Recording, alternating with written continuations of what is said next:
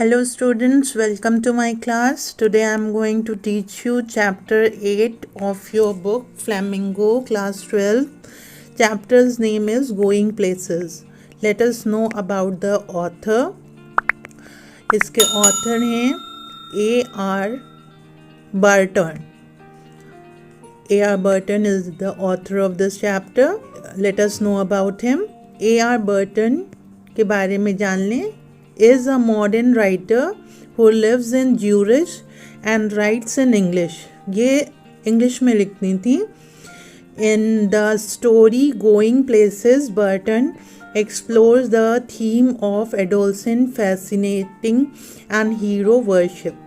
ये adolescent age में बहुत सारी इच्छाएं होती हैं, बहुत सारे फैसिनेशंस होते हैं. मैं ये बनूंगा बड़े होके, ये बनूंगा बड़े होके, ये करूंगा. तो एडोलसेंट एज में जो सपनों की दुनिया है उसके बारे में इस चैप्टर में आपको देखने को मिलेगा. काफ़ी इंटरेस्टिंग स्टोरी है.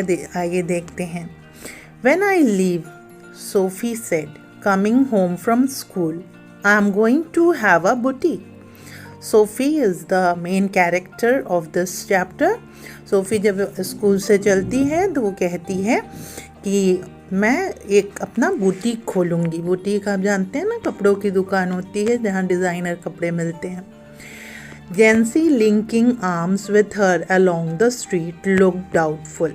जेंसी उसकी फ्रेंड है, हाथों में हाथ डालकर चल रही है सड़क पर और बहुत डाउटफुली उसको देखती है क्योंकि दोनों लड़कियां बिल्कुल अपोजिट हैं. सोफ़ी फैसिनेटिंग वर्ल्ड में रहती है जबकि जेंसी जो है प्रैक्टिकल है और प्रैक्टिकल वर्ल्ड में रहती है.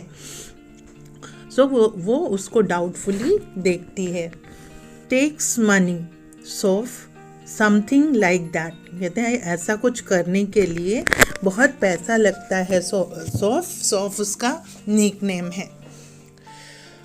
I will find it, Sophie said, steering far down the street. सड़क को दूर तक देखते हुए सोफी कहती है मैं पैसे ढूंढ लूँगी, मैं पैसों का इंतज़ाम कर लूँगी. Take you a long time to save that much. फिर जेंसी कहती है उतना पैसा इकट्ठा करने में तुम्हें काफ़ी वक्त लगेगा. Well I will be a manager. Then yes of course to begin with till I have got enough. But anyway I know just how it's all going to look. वो अपनी फैसिनेटिंग दुनिया में ही है. वो कहती है कि ठीक है, पहले मैं मैनेजर बन जाऊंगी और मैनेजर बन के उतना पैसा कमा लूँगी और पैसा जब ज़्यादा हो जाएगा, जब मैं उतना पैसा कमा लूँगी तो मैं बुटीक खोलूँगी और मुझे पता है वो कैसा लगेगा. वो बहुत अच्छा लगेगा. कैसा लगने वाला है ये मुझे पता है. They wouldn't make you manager straight off. Scoff Jancy कहती है तुम्हें डायरेक्ट कोई मैनेजर थोड़ी बना देगा. स्कूल पास करने के बाद कि डायरेक्ट तुम्हें मैनेजर बना दे, उसके लिए प्रोसीड्योर होता है. I will be like Mary Quant, Sophie said. I will be natural. They will see it from the start. I will have the most amazing shop this city's ever seen. कहती हैं तो फिर मैं Mary quant जैसी बन जाऊंगी. Mary quant बहुत famous fashion designer हैं थी. तो वो कहती है मैं मैरी क्वांट जैसी बन जाऊंगी और मैं नेचुरल रहूंगी. मैं मतलब नेचुरल ये करूंगी, कोई मतलब दिखावा नहीं करूंगी तो लोग मुझे जानेंगे. और जब मैं स्टार्ट करूंगी दे विल सी फ्रॉम स्टार्ट. और पहले से ही मैं जब स्टार्ट करूंगी तो देखना एक अमेजिंग शॉप बनेगी जो इस सिटी में पहले कभी भी नहीं रही होगी और किसी ने पहले कभी नहीं देखी होगी. Jancy, knowing they were both earmarked for the biscuit factory, became melancholy. She wished Sophie wouldn't say these things.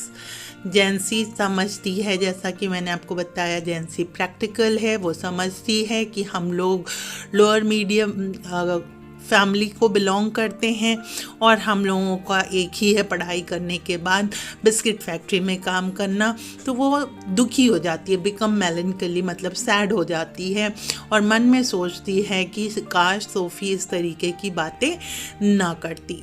When they reached Sophie's street, Jancy said, "It's only a few months away now, Soph. You really should be sensible. They don't pay well for shop work. You know that. Your dad would never allow it." तो फिर जेंसी SoFi को समझाते हुए कहती है कि अब कुछ ही महीने रह गए हमारे पढ़ाई के सौफ, अब तुम रियलिस्टिक दुनिया में आ जाओ। तुम्हें पता है दुकान के काम में ज़्यादा नहीं मिलता, तुम्हारे पिताजी एक दुकान में वर्कर हैं, उन्हें ज़्यादा पैसा नहीं मिलता है और तुम्हारे पिताजी इसके लिए अलाउ भी नहीं करेंगे। लेकिन सोफ़ी को देखिए, सोफ़ी अपनी फैसिनेटिंग वर्ल्ड में ही है और अभी भी उसका मूड वैसे ही है, तो वो कहती है और एन एक्ट्रेस, कि मैं एक अदाकारा बन जाऊंगी। Now there's real money in that, और उसमें तो सच में बहुत पैसा है। Yes, and I could maybe have the boutique on the side. Actresses don't work full time, do they? Anyway that or a fashion designer, you know, something a bit sophisticated. उसके बड़े बड़े ख्वाब हैं SoFi के। वो कहती है मैं एक अदाकारा बन जाऊंगी और मैंने सुना है जो एक्ट्रेसेस हैं उनको पूरा दिन काम करने की ज़रूरत नहीं होती है, तो मैं अपना साइड बिजनेस जो है बुटीक खोलूँगी और ये जो है या तो मैं फैशन डिज़ाइनर के साथ साथ एक अदाकारा बन जाऊंगी और ये समथिंग सोफिस्टिकेटेड होगा, बहुत ही अलग होगा, हटकर होगा, ग्लैमरस होगा। And she turned in through the open street door, leaving Jancy standing in the rain. और फिर वो टर्न हो जाती है, मुड़ जाती है, जो अपनी मतलब स्ट्रीट है, डोर ओपन है, दरवाज़ा खुला हुआ है, वो अंदर चली जाती है और जेंसी वहीं पे खड़ी रह जाती है और बारिश हो रही है, वहीं पर भीगती है। If ever I come into money I will buy a boutique. अंदर घुसते घुसते उसका डायलॉग यही होता है कि कभी अगर मेरे पास पैसे हुए तो मैं बुटीक खरीदूँगी। Who if you ever come into money, if you ever come into money, you will buy us a blessed, decent house to live in. Thank you very much. अब जैसे ही वो अंदर घुसती है तो वो बोलती है कि मैं बुटीक खरीदूंगी, तो उनके फादर कहते हैं कि नहीं, जैसे ही तुम्हें पैसा मिले, जैसे ही तुम्हें पैसा मिले, कमेंट करते हुए कहते हैं, तो तुम हमारे लिए सुंदर सा एक घर खरीद के देना। और वो thank you very much SoFi की मदर को कहते हैं क्योंकि उन्होंने उनको पाई सर्व किया होता है। Sophie's father was scooping shepherd's pie into his mouth as hard as he could. इतने भूखे होते हैं कि वो जल्दी जल्दी खा रहे होते हैं जो उनकी वाइफ ने उन्हें परस के दिया है। His plum face still grimy and sweat marked from the day. उनका प्लम फेस, तो प्लम यहाँ पे कहने का मतलब है कि सोफ़ी के फादर हेल्दी गोल मटोल से हैं और ग्रिम डर्टी है और पसीने से भरा हुआ है। अभी वो काम करके आए हैं और उन्हें भूख लगी है तो पहले खा रहे हैं। वो पता चल रहा है कि दिन भर की मेहनत, उन्होंने काफ़ी मेहनत की है। She thinks money grows on trees, don't she, Dad?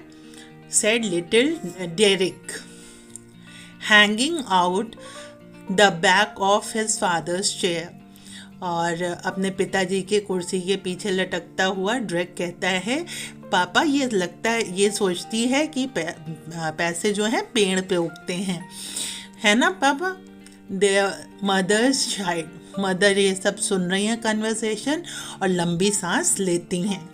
Sophie washed her back, stooped over the sink and wondered at the incongruity of the delicate bow which fastened her apron string, the delicate seeming bow and the crooked back.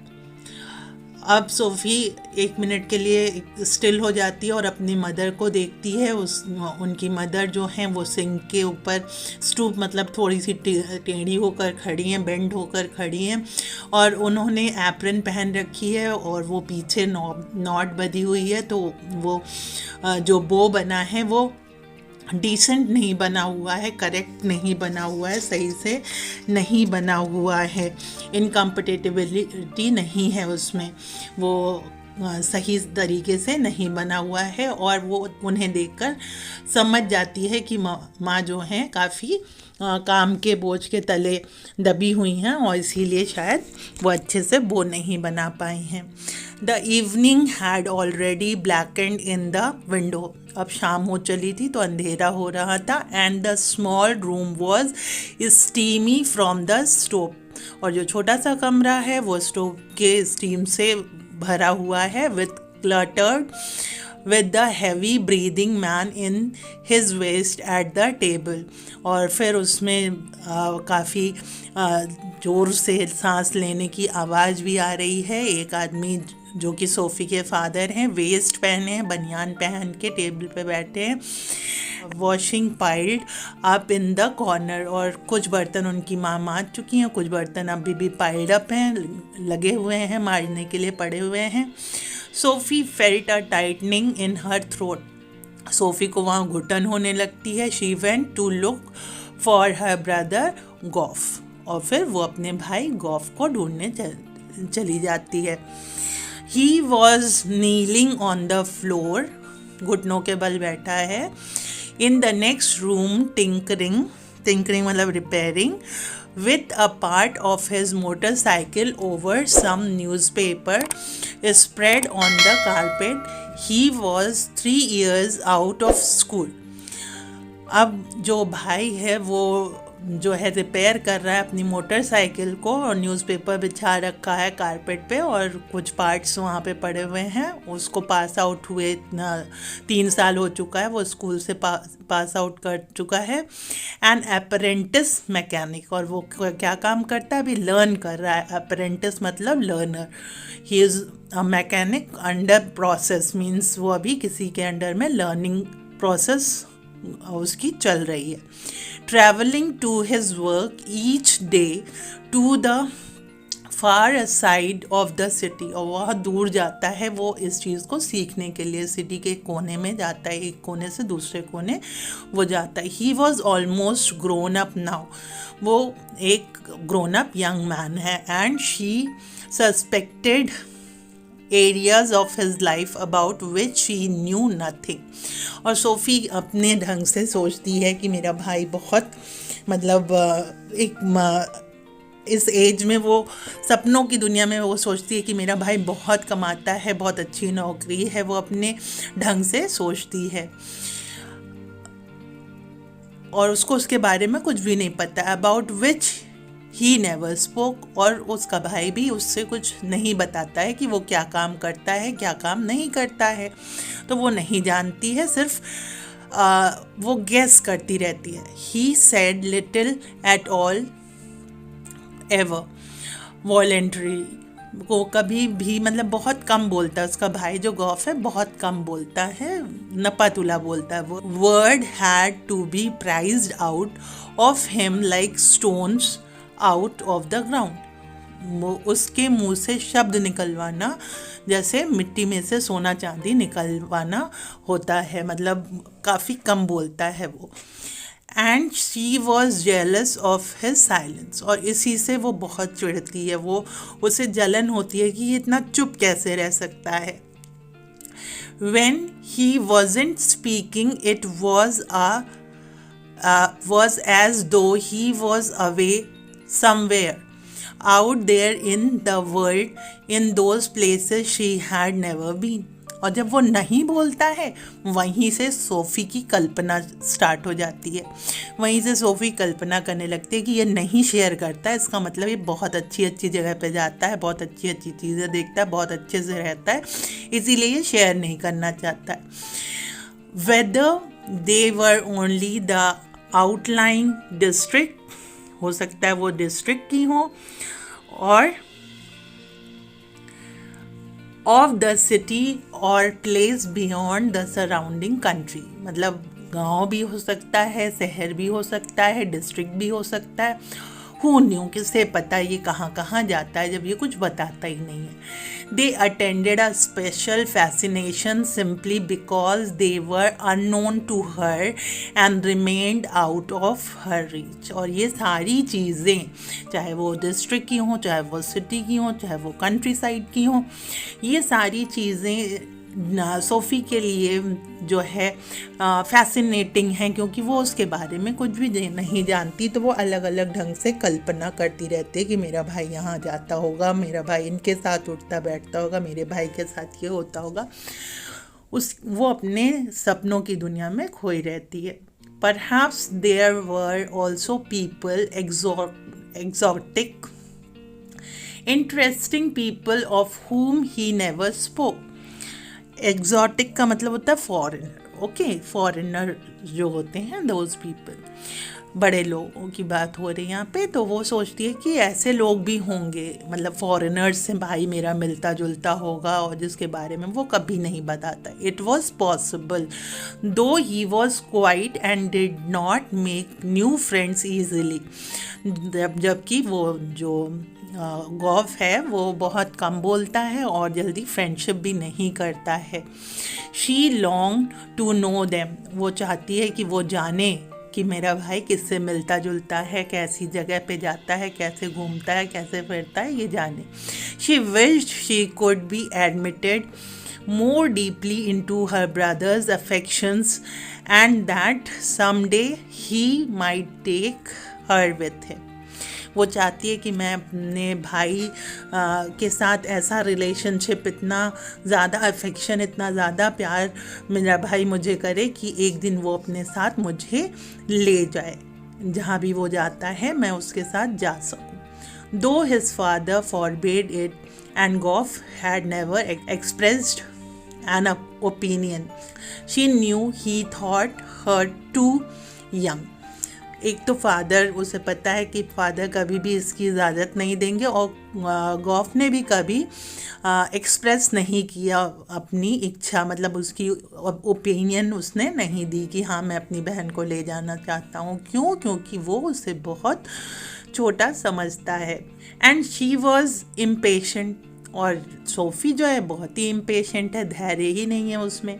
She was conscious of a vast world out there waiting for her, and she knew instinctively that she would feel as at home there as in the city which had always been her home। वो इतनी conscious है, वो इतना ज़्यादा मतलब outer world को देखना मतलब चाहती है, घूमना चाहती है, जानना चाहती है। वो सोचती है कि जैसा मैं घर में फ़ील करती हूँ वैसा ही उस बाहरी दुनिया में जाकर अपने भाई के साथ मैं जाऊँगी और वैसा ही घर जैसा फ़ील करूँगी, क्योंकि वो दुनिया मेरा इंतज़ार कर रही है। इट एक्सपेक्टेंटली का मतलब होता है एक्साइटेडली। अवेटेड हर अराइवल, वो दुनिया एक्साइटेडली सोफ़ी का वेट कर रही है।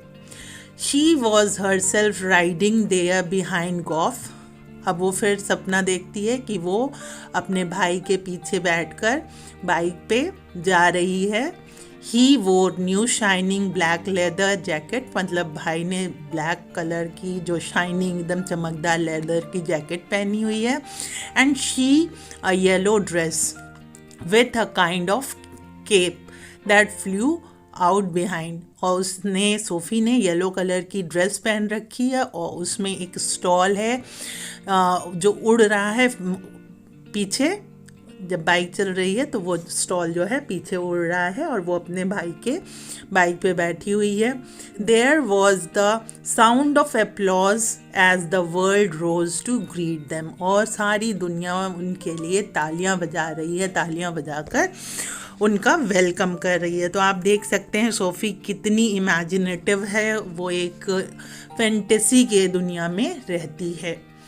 He sat frowning at the oily component he cradled in his hand as though it were a small dumb animal and he was willing it to speak. अब यहाँ गौफ के बारे में कहा जा रहा है कि गौफ सैडली बैठा हुआ है, दुखी बैठा हुआ है एक oily component part of the motor bike, वो लिए हुए उसे कैडल हाथों में जैसे झूला झुलाया जाता है वैसे उसको लिए हुए है और उसकी तरफ देख रहा है कि जैसे वो एक बेजुबान जानवर हो और अभी वो बोलेगा कि कहाँ है, कैसे मतलब कहाँ लगाना है, कैसे ठीक करना है, वो उसका इंतज़ार कर रहा है। तब तक सोफ़ी बोलती है, I met Danny Casey, Sophie said. Sophie कहती है कि मैं तो डैनी कैसी से मिली। डैनी कैसी बहुत फेमस फुटबॉलर है। He looked around abruptly, where, एकदम से सडनली वो उसकी तरफ देखता है, कहते कहाँ, in the arcade, funnily enough, मतलब बड़े फनी वे में वो कहती है आर्केड में, और कहाँ, इट्स नेवर ट्रू, कहते हैं ये सच नहीं हो सकता। आई डिड टू, वो कहती है अरे मैं मिली हूँ मानो। यू टोल्ड डैड, क्या तुमने पिताजी को बताया, गौफ ने पूछा। शी शुक हर हेड, उसने सर हिलाया, नाक के मतलब इधर उधर सर हिलाया कि नहीं नहीं बताया। चेस्टेड एट हिज अनअवेयरनेस, बहुत गुस्से में कि देखो ये अवेयर ही नहीं है, that he was always the first to share her secrets, मतलब वो गुस्से में, बहुत गुस्सा उसे आता है सोफ़ी को कि देखो मैं हर अपना सीक्रेट सबसे पहले गौफ को ही बताती हूँ और वो इस तरीके से कह रहा है कि पापा को बताया कि नहीं बताया। आई डोंट बिलीव इट, वो कहता है मैं बिलीव नहीं करता। There I was looking at the clothes in Roy's window when someone came and stood beside me and I looked around and who should it be but Danny Casey। वो कहती है जैसे पेंटलून है showroom, ऐसे Pantaloon के सामने ये भी रॉयस भी एक ब्रांड है, तो वो उस शॉप के बाहर के ग्लास के पास खड़ी होके देख रही थी कपड़ों को, और तब तक उसके बगल में कोई आके खड़ा होता है और जब वो देखती है तो वो और कोई नहीं, डैनी कैसे होते हैं। All right, what does he look like, कहते हैं कि वो कैसा दिखता है। Oh come on, you know what he looks like, कहते हैं अरे क्या भैया आप जानते हो वो कैसा दिखता है। क्लोज टू, आई मीन तुमने उन्हें पास से देखा है इसलिए, बताओ कैसे दिखते हैं। Well he has green eyes, अच्छा बताती हूँ, उनकी हरी हरी आँखें हैं। जेंटल आइज, बहुत सौम्य आँखें हैं। And he is not so tall as you had think, कहते हैं जितना आप सोचते हो लंबे उतने लंबे नहीं हैं। She wandered if she should say about his teeth but decided against it. अब ये सब फैसिनेशन है, एक इमेजिनरी, ये है इमेजिनेशन है सोफ़ी का, तो वो सोचती है अब दांत के बारे में बताएं या ना बताएं, फिर वो सोचती है छोड़ो इतना ज़्यादा नहीं बताते हैं। Their father had watched when he came in and his face and arms were shiny and pink and he smelled of soap। अब उनके पिताजी नहा धोकर बाहर आए थे और उनका फेस एकदम साफ था, आर्म्स चमक रहे थे और वो पिंक से दिख रहे थे और उनके बॉडी से सोप की स्मेल आ रही थी। He switched on the television, tossed one of the little Drex shoes from his chair onto the sofa and sat down with a grunt। अब उन्होंने टेलीविज़न को स्विच ऑन किया, एक जूता जो ड्रैग का सोफ़ा पे था उसे उठाकर उन्होंने चेयर से उठाकर सोफ़े पे फेंक दिया और ग्रंट करते हुए, एक आवाज़ आह ऐसे करते हुए आह करके वो बैठे। Sophie met Danny Casey, Goff से, गॉफ ने अपने पापा को बताया कि पापा सोफ़ी आज डैनी कैसी से मिली है। Sophie wriggled where she was sitting at the table. Her father turned his head on his thick neck to look at her. His expression was one of disdain. अब सोफी जो है एकदम से टर्न हो गई और उसके फादर ने गर्दन घुमाकर उसको देखने की कोशिश की. मतलब जो है सोफ़ी जो बैठी हुई थी टेबल पे, वो फादर उसको देखने की कोशिश करते हैं. मतलब उनका एक्सप्रेशन जो है वो सरप्राइजिंग, मतलब अजीब सा, गुस्से वाला कि अजीबो गरीब बातें करती है.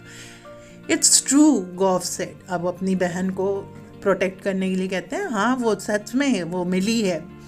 I once knew a man who had known Tom Finney, his father said reverently to the television, but that was a long time ago.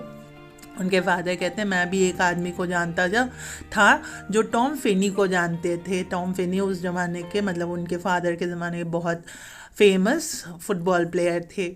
और रेवरेंटली का मतलब होता है विथ रिस्पेक्ट. उनके फादर ने रिस्पेक्टफुली कहा कि वो जानते थे, लेकिन ये बहुत लंबे समय की बात है. You told us, Goff said. Goff कहते हैं, हाँ हाँ पिताजी, आपने हम लोगों को बताया है. Casey might be that good some day. उनके फादर कहते हैं कैसी जो है वो उतना अच्छा किसी दिन बन सकता है. Better than even he is the best. Goff कहता है कि उनसे अच्छा है, ये वो बेस्ट है, because he was very fond of him. So वो उनकी तारीफ़ करता है. If he keeps his head on his shoulder, if they look after him properly, a lot of distraction for a youngsters in the game these days. उनके father कहते हैं अगर वो ज़मीन से जुड़ा रहता है.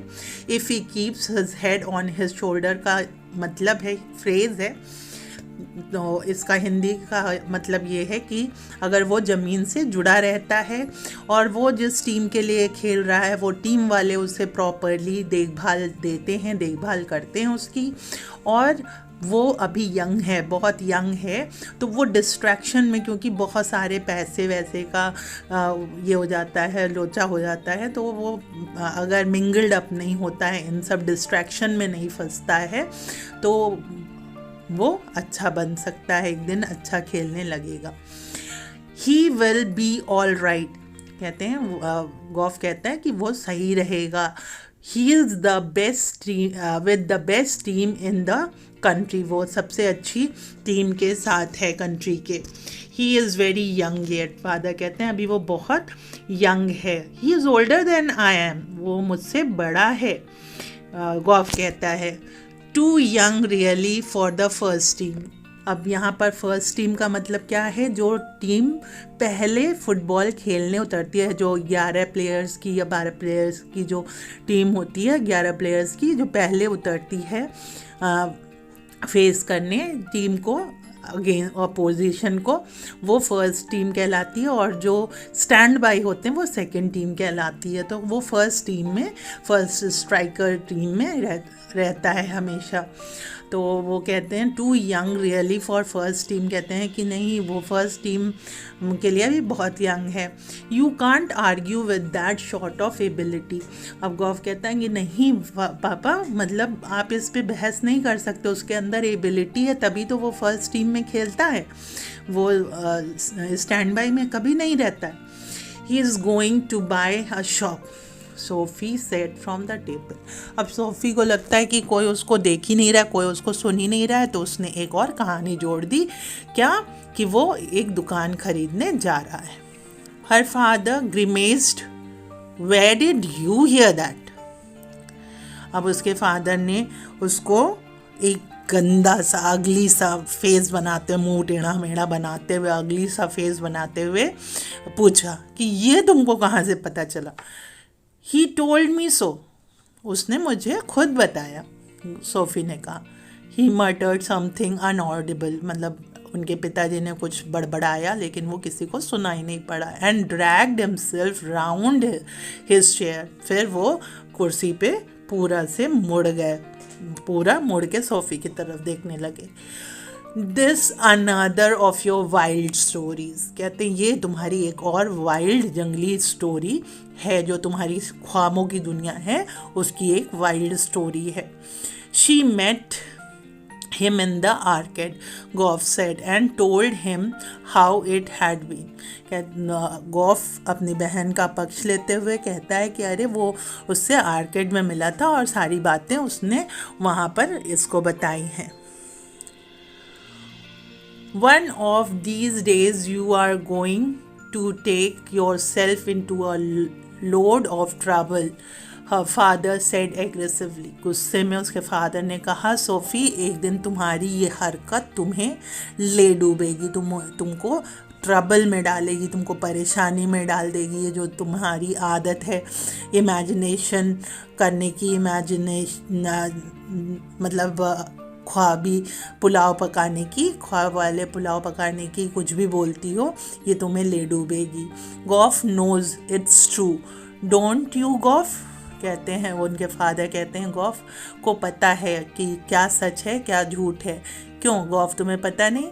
ही डोंट बिलीव यू दो ही वुड लाइक टू, कहते हैं वो बिलीव नहीं करता, ही डोंट बिलीव यू, वो तुम्हारे ऊपर विश्वास नहीं करता, जबकि वो डैनी कैसी को बहुत लाइक करता है. So children, I am keeping till here. I will be back with the second part of this chapter.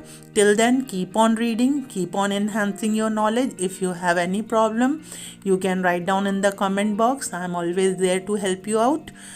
And see you in the next video. Till then, bye bye.